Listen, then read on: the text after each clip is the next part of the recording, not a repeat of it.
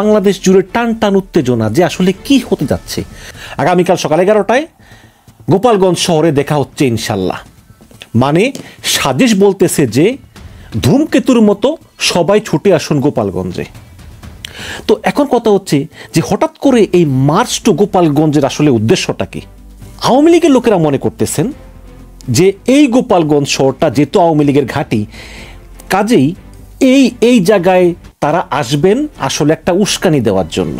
যেহেতু এখানে গোপালগঞ্জের প্রায় সব লোকে আওয়ামী লীগ করে, সেহেতু যদি দুই একজন আওয়ামী লীগের লোক তারা অতি উৎসাহী হয়ে সামান্য উস্কানি দিয়ে বসে, তাহলে হয়তো বা একটা রণক্ষেত্র হয়ে যাবে, একটা কাণ্ড হয়ে যাবে এবং তখন একটা রক্তারক্তি কাণ্ড হবে।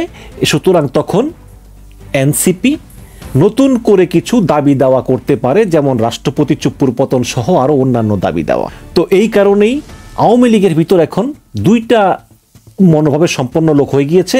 একটা দল চায় যে না, আমরা চুপচাপ থাকি, আওয়ামী লীগের আমাদের কিছু করার দরকার নেই এই মুহূর্তে, তারা আসুক, তারা চলে যাক।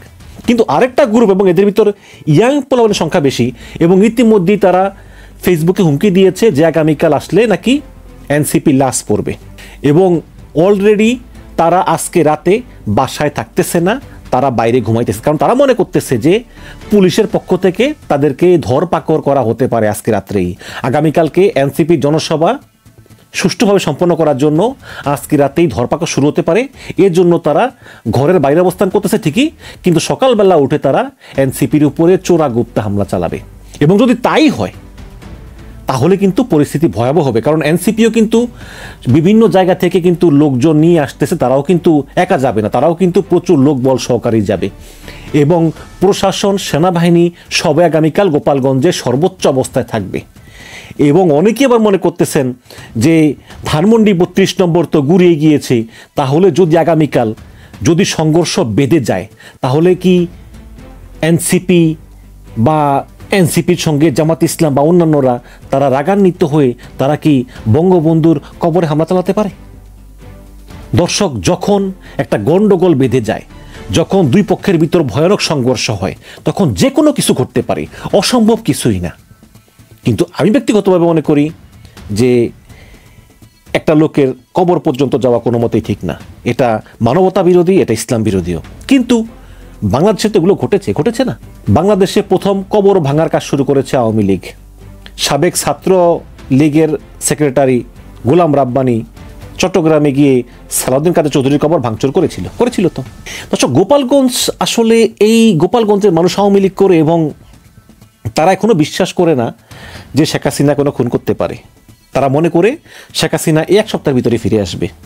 এবং এইসব মানুষগুলো, এই যে শেখ হাসিনা 1,500 মানুষ খুন করে পালালো, তাদের ভিতর বিন্দুমাত্র মানবতা বোধ নাই।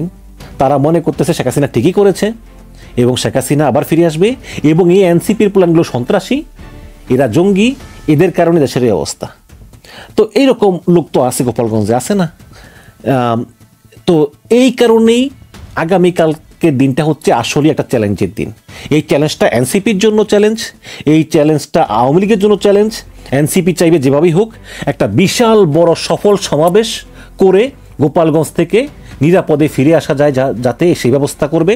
আর আওয়ামী লীগ চাইবে যাতে এনসিপি গোপালগঞ্জে প্রবেশ করতে না পারে, আর যদি প্রবেশ করে তাহলে তাদের মোকাবেলা করতে হবে। এবং আইন শৃঙ্খলা বাহিনী, বিশেষ করে সেনাবাহিনী এবং পুলিশ, সেনাবাহিনী যেহেতু ম্যাজিস্ট্রেসি পাওয়ার নিয়ে ক্ষমতায় আছে, সেনাবাহিনী এবং পুলিশের জন্য বড় চ্যালেঞ্জ যে কোনো রকম রক্তপাত এড়িয়ে এনসিপির সমাবেশটা সুষ্ঠুভাবে সম্পন্ন করে তাদেরকে নিরাপদে ঢাকায় পাঠিয়ে দেওয়া এবং আওয়ামী লীগকে দূরে রাখা, এটাই হচ্ছে বড় চ্যালেঞ্জ। এবং দর্শক, আমরাও চোখ রাখতেছি, আগামীকাল কি হয় বলা যায় না। তবে একটা কথা হচ্ছে যে যেই আওয়ামী লীগ, তবে যেহেতু এনসিপি আমাদের একটি ভালোবাসার দলের নাম, সেহেতু আমি এনসিপিকে অনুরোধ করব যে আপনারা যথাসম্ভব নিরাপদে গিয়ে আপনারা কোনো রকম উস্কানিমূলক কর্মকাণ্ড থেকে বিরত থেকে আপনারা শান্তিপূর্ণভাবে সমাবেশ করে তারপর আসবেন। তবে হ্যাঁ, যদি আওয়ামী লীগ উস্কানি দেয় তাহলে তো অবশ্যই আত্মরক্ষার্থে আপনাদের মোকাবেলা করতেই হবে, কিন্তু আপনারা আগ বাড়িয়ে কোনো কিছু করবেন না। এবং পরিস্থিতি যত খারাপই হোক না কেন, সেখানে পুলিশ আছে, সেনাবাহিনী আছে, সহায়তা করবে। এবং আমি এও শুনেছি যে বিভিন্ন জায়গায় আওয়ামী লীগের লোকজন হামলার প্রস্তুতি নিচ্ছে, কিন্তু আবার ইদানিং প্রচুর ইয়াং পোলাপানও কিন্তু আছে গোপালগঞ্জে, তারা মনে করে এবং তারা বিশ্বাস করে যে আসলে না, শেখ হাসিনা যা করেছে তা ঠিক না, এবং তারা কিন্তু এতে পার্টিসিপেট করবে না। এর ভিতর আওয়ামী লীগের কিছু পোলাপাইনও আছে, তারা পার্টিসিপেট করবে না। সুতরাং আমি বলবো যে কালকে টার্গেট থাকবে শান্তিপূর্ণ মার্চ টু গোপালগঞ্জ কর্মসূচি, কিন্তু যদি আক্রমণের শিকার হন তাহলে তো মোকাবেলা করা ছাড়া কোনো উপায় নেই। এটা আত্মরক্ষার্থে এবং আত্মরক্ষার অধিকার আপনাদের আছে। যত বড় গণ্ডগোলই হোক না কেন, যত পরিস্থিতি খারাপই হোক না কেন, দয়া করে আপনারা শেখ মুজিবুর রহমানের কবরের দিকে যাবেন না। এগুলো পরে হিতে বিপরীত হবে। অনেক উস্কানি আছে, অনেক লোক আছে আওয়ামী লীগকে উস্কানি দিচ্ছে, আবার আপনাদেরকে উস্কানি দিবে। উস্কানির ফাঁদে পা দেওয়া যাবে না। আওয়ামী লীগ সন্ত্রাসী দল, এরা চাইবে অশান্তি করতে, কিন্তু যতটুকু সম্ভব আইন শৃঙ্খলা বাহিনীকে নিয়ে এবং গোপালগঞ্জের যারা বিবেকবান মানুষ তাদেরকে নিয়ে আপনারা যদি আক্রমণের শিকার হন তাহলে ওই আওয়ামী লীগকে মোকাবেলা করতে হবে। ঘটনার সূত্রপাত হয় এনসিপি নেতা সার্জিস আলমের একটা ফেসবুক পোস্টকে কেন্দ্র করে। তিনি লিখেছেন 16ই জুলাই মার্চ টু গোপালগঞ্জ। দেখুন আপনারা, 16ই জুলাই মার্চ টু গোপালগঞ্জ। এবং আজকে 15-16 দিন ধরেই কিন্তু এই এনসিপি নেতারা নাহিদ ইসলাম, সার্জিস, হাসনাত, তারপরে যারা এরা বিভিন্ন জেলা শহরে এরা পদযাত্রা করতেছে, যেমন বরগুনা পদযাত্রা, পঞ্চগড় পদযাত্রা, রাজশাহী পদযাত্রা, খুলনা পদযাত্রা, আজকে ছিল যেমন দ্বীপ জেলা ভোলা পদযাত্রা এবং বরিশাল পদযাত্রা। কিন্তু এটা শেষ করার পরেই হঠাৎ করে এই পদযাত্রা শব্দটা বাদ দিয়ে মার্চ টু গোপালগঞ্জ কেন বলা হচ্ছে? এনসিপির কর্মসূচি ছিল সমস্ত বাংলাদেশের জেলায় জেলায় হবে পদযাত্রা, তাহলে এটা বাদ দিয়ে হঠাৎ করে কেন মার্চ টু গোপালগঞ্জ, এবং সেটা এই 16ই জুলাই? দর্শক, অনেকেই মনে করতেছে যে ধানমন্ডির 32 নম্বরের বাসা যখন ভাঙা হয়েছিল তারপরেই কিন্তু বিদেশ থেকে অনেক ইউটিউবার বলেছিল যে যদি বেশি বাড়াবাড়ি করে তাহলে গোপালগঞ্জে শেখ মুজিবের যেই কবর আছে আমরা সেটাও গুড়িয়ে দেব। এমন হুমকিও কিন্তু দেওয়া হয়েছে, যদিও এনসিপির কোনো নেতা কিন্তু এই হুমকি দেননি, কিন্তু বিদেশ থেকে কিছু ইউটিউবারটা দিয়েছেন। তো নেই, বাট যদি বাধা আসে তাহলে তারা সেই বাধা মোকাবেলা করবেন। এবং সার্জিস তার ফেসবুক পোস্টে আরও লিখেছেন যে বিপ্লবের সযোদ্ধারা ধূমকেতুর মতো ছুটে আসুন গোপালগঞ্জে। সার্জিস আলমের পোস্টটি এই উত্তেজনাকে বাড়িয়ে দিয়েছে। এবং আমরা তো জানি যে গত 5 ফেব্রুয়ারি যখন বুলডোজার দিয়ে বঙ্গবন্ধুর ঐতিহাসিক 32 নম্বর বাড়িটি গুড়িয়ে দেওয়া হলো, সেদিন বাড়িটির ছাদে যখন আগুন ধরিয়ে দেওয়া হলো বা ভাঙচুর করা শুরু হলো, তখন হিজবুত তাহরীর কালো পতাকা উড়ানো হয়েছিল এবং একই সঙ্গে স্লোগান ছিল এবার চলো টুঙ্গিপাড়া। আটলান্টিকের ওপার থেকে যারা মব ভায়োলেন্সে উস্কানি দিচ্ছেন, যারা 32 নম্বর ভাঙাতে উস্কানি দিয়েছেন, নির্দেশ দিয়েছেন, আহ্বান জানিয়েছেন, তারাও মাঝে কয়েকদিন বেশ টুঙ্গিপাড়ার সমাধি মানে বঙ্গবন্ধুর সমাধি নিয়ে অনেক ধরনের উত্তেজনা ছড়িয়েছেন।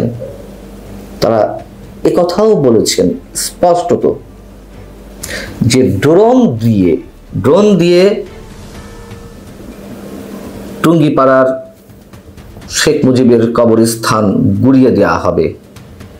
কোথাও কোথাও বলা হয়েছে জ্বালিয়ে দেওয়া হবে।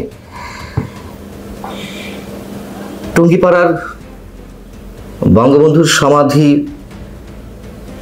যদি 32 নম্বরের মতো পরিণত হয়, অনেকে বলছেন যে তাদের টার্গেটই হচ্ছে মুক্তিযুদ্ধপন্থীদের মেরুদণ্ড ভেঙে দেওয়া।